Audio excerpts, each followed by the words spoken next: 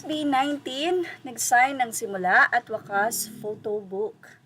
So marami ang nagtatanong kung ngayon lang daw ba to, pero sabi ng isa na fan mukhang hindi daw dahil iba ang color ng buhok ni Stel.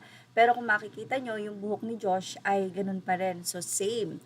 So baka bago nga ito or latest lamang. So sa mga nakakaalam na fans dyan, pwede po kayong mag-comment sa ating comment section. Anyway, kamakailan lamang ay nagbahagi tayo ng photo kung saan or ng update about sa America's Got Talent na si Simon Cowell at ang kanyang grupo na December 10. Well, narito po ang klaro na update dyan. Ang December 10 ay galing sa show ni Simon Cowell. Sila ay bumisita sa Asia kabilang ang Manila. May vlog video na titled parang Our First Time in Asia, Manila, Bangkok, and Tokyo na na-upload recently about 1 day ago sa kanilang YouTube channel. Habang nasa Pilipinas sila, ay nakilala nila ang SB19 at nagkaroon pa ng content collab with SB19.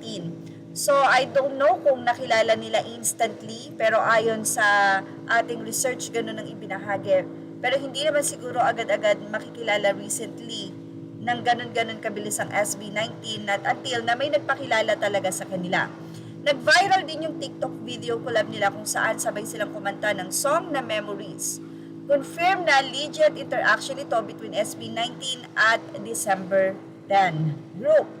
Well, marami po ang nagsasabi dahil alam natin na sinabi ni Josh na marami silang international collaboration. Kaya naman, hindi tayo magtataka kung one day ay may collaboration ng December 10 at SB19 or one day maging part or maging guest ng isa sa show na ni Simon Cowell or ma-meet din ni Simon Cowell ang limang bano. Especially ay may mga nagluluto na nga ng mga ganitong collaboration or events. So yan po yung ating aantayin.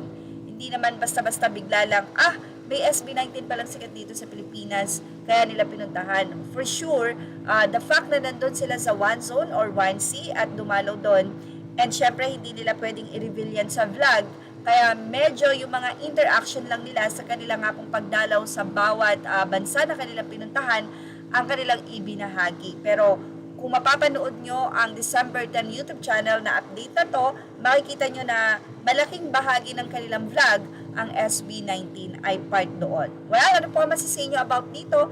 At pasalamat po sa ating commentator sa pagbabahagi niya dito kay Socalvenia 4728. Images or all credit to the rightful owners. Thank you for watching. Show is now.